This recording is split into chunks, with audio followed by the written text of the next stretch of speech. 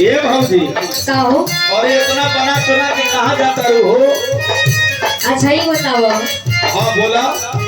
इतना हम बना चुनौले बड़ी हाँ और तू तो बड़ा बन खन के आई बड़ा हो। अरे चलनी है कि तनी भौजी से फागुन में हाँ तनी रंग डाल ले।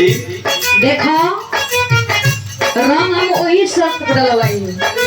होना सबको हो। एगो हमार सवाल बा। कौन सवाल? वो सवाल को हमके अगर जवाब दे दे बनो तो चलबै बू। हाँ हो पहले सवाल का जवाब दो। पूछो। सुनो बोला।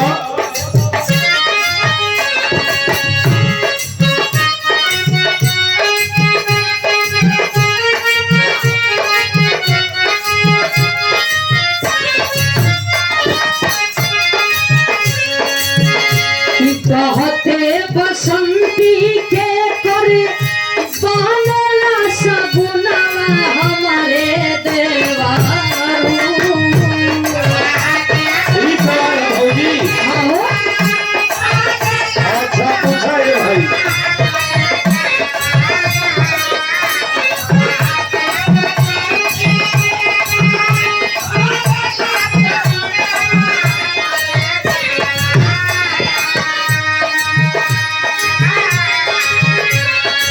कहते बसंती के करे बानला सगुनवा हमारे देवारू।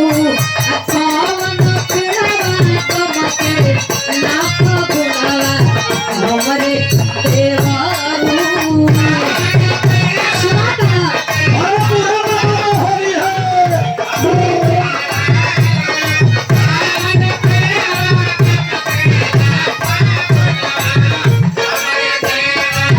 हाँ तो देखे में तो बड़ा सीधा।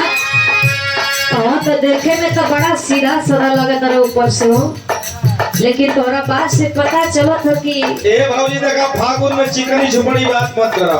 का तो कहता रहो। हम डालो अब सवाल पूछने वालों। हाँ हो तो सवाल को हम जवाब दे। सुनावा। सुना ये भौजी। का बोला? बहते बसंती बोले अच्छा जवान का बुनवा हमारी भौजी। अच्छा अच्छा जवान का बुनवा हमारी भौजी।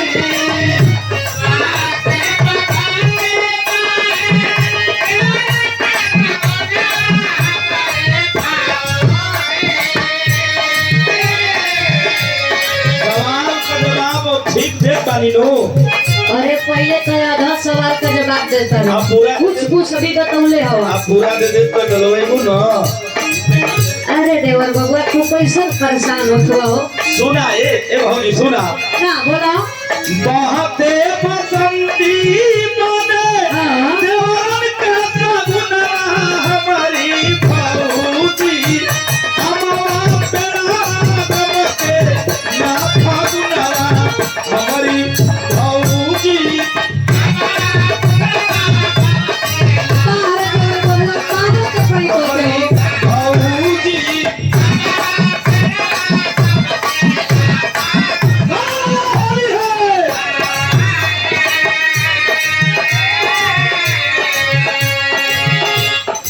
जवाब सुन लू सही है। ये सवाल का जवाब तो तुम दे दे रहो, लेकिन ना इतना फौका मत।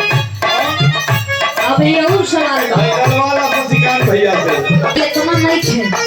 अब ये और सवाल बा।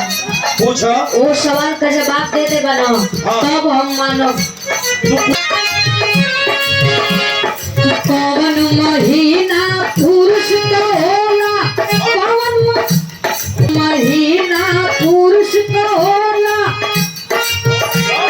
कौन महीना महिला हमारे देवरू।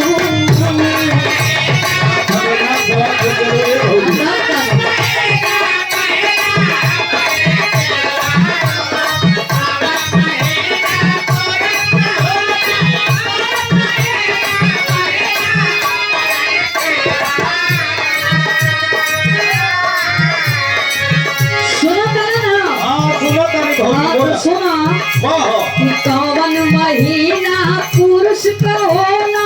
कौन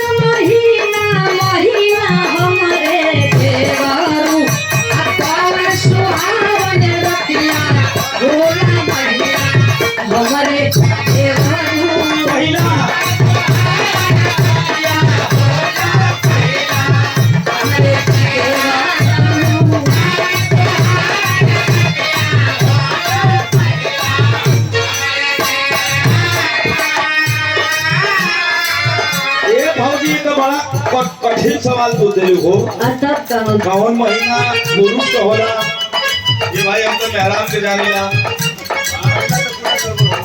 महीना से कुले गड़बड़ होला। सवाल का जवाब आएगा। का सुनाओ तो। फागुन महीना